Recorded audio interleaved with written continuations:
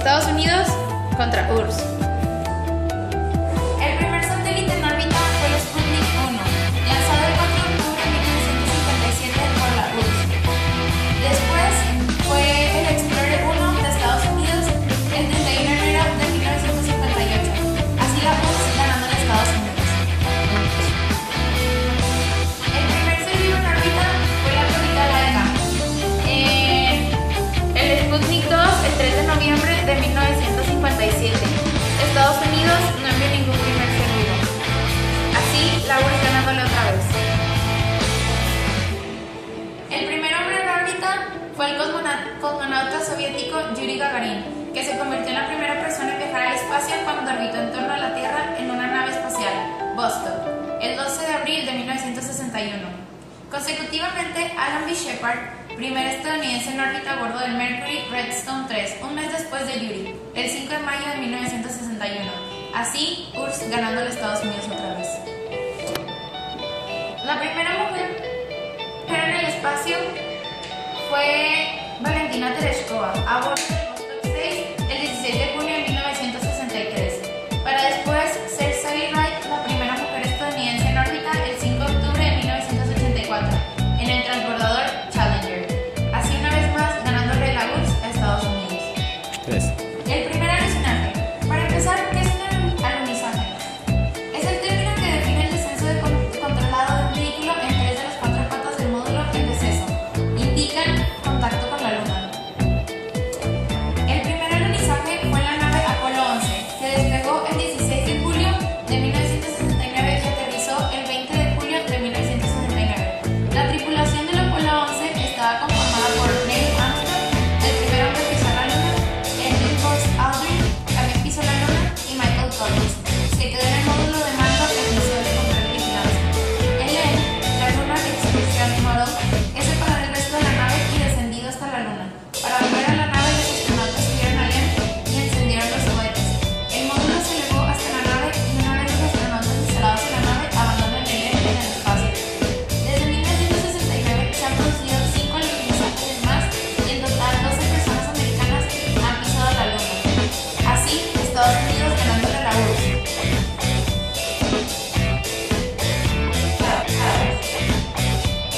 El bloque capitalista estaba organizado en 2 naciones, que estaba formado por Estados Unidos, Canadá, Reino Unido, Francia, Portugal, Noruega, Dinamarca, Alemania Occidental, Holanda, Bélgica, Luxemburgo, Italia, Grecia y Turquía.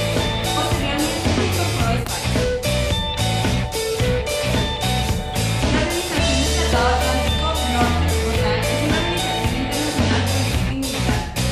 La OTAN fue creada en 1949 por los signatarios del Tratado de Bruselas, los cuales fueron Bélgica, Francia, Luxemburgo, Holanda y el Reino Unido. Estados Unidos y Canadá, junto a otros 5 países europeos que fueron invitados a participar. Fue el objetivo fundamental se debía a la URSS. Durante la década de los 70, en el plan de la Guerra Fría, se produjo el auge del comunismo. Los países capitalistas se encontraban en una crisis mientras la economía del comunismo crecía rápidamente. Esto permitió a los comunistas incorporar países a su causa. Sin embargo, durante la década de los 80, la situación fue inversa. Tras la evolución de la URSS, el número de países comunistas bajó notablemente. Vamos a ver cuáles eran los países comunistas durante la Guerra Fría y después de esta. Durante la Guerra Fría fueron Unión Soviética, Alemania Oriental, Checoslovaquia, Polonia, Rumania, Yugoslavia, Albania, Bulgaria, Hungría, Cuba, Mongolia, China, Corea del Norte, Vietnam, Laos, Kampuchea y entre otros. Y a continuación se presentarán los países comunistas actuales. Corea del Norte, Vietnam, Cuba y Laos. El teléfono rojo fue una línea directa entre Estados Unidos y la Unión Soviética. Fue una necesidad nacida de la crisis de los misiles en Cuba. Después de esto, las dos naciones se dieron cuenta que ocupaban una línea directa entre ellos, ya que ninguno se entendía. Una de las causas principales fue que en octubre de 1962 hubieron especulaciones sobre las verdaderas intenciones de ambas naciones, ya que ninguno tenía maneras de comunicarse entre ellos. El único método que usaban era por método de mensajes, pero tardaban horas en descifrarlos. La paz del mundo pendió de un hilo, pero tomó más de 12 horas para que un mensaje llegara de una superpotencia a otra. Este suceso se le llamó un minuto para la medianoche. Para agilizar la comunicación y evitar una guerra nuclear, ambas naciones establecieron el 30 de agosto de 1963 lo que llegó a conocerse como el teléfono rojo, pero no era otra cosa más que un cable que transmitía mensajes escritos. En la década de 1970 se agregó una línea telefónica satelital que permitía compartir mapas, documentos y fotos entre ambos gobiernos. La Casa Blanca y el Pentágono resguardan bajo llave el secreto de cuántas veces fue usado el teléfono rojo, pero los líderes de ambas potencias lo utilizaron durante las guerras árabes e israelíes en 1967 y en 1973, durante la invasión soviética a Afganistán en 1979.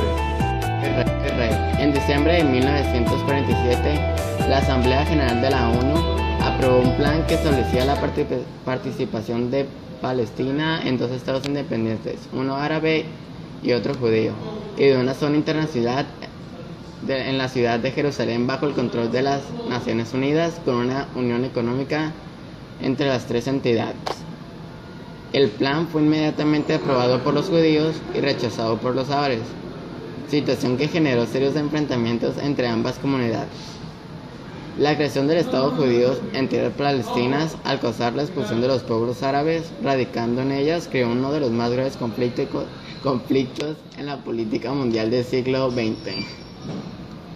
El 14 de mayo de 1948, cuando los británicos pusieron fin a su mandato y abandonaron Palestina, fue proclamada la fundación del Estado de Israel. Enseguida estalló la guerra entre el nuevo ejército israelí y los árabes de Egipto, Líbano, Siria, Irak y Transjordania, que atacaron el territorio del nuevo Estado sionista. Esta guerra, que sería la primera de una serie de enfrentamientos armados en la región, se prolongó hasta enero de 1949 y finalizó con la victoria de Israel, que consolidó su posición y obtuvo más territorio que el previsto del plan propuesto por la ONU.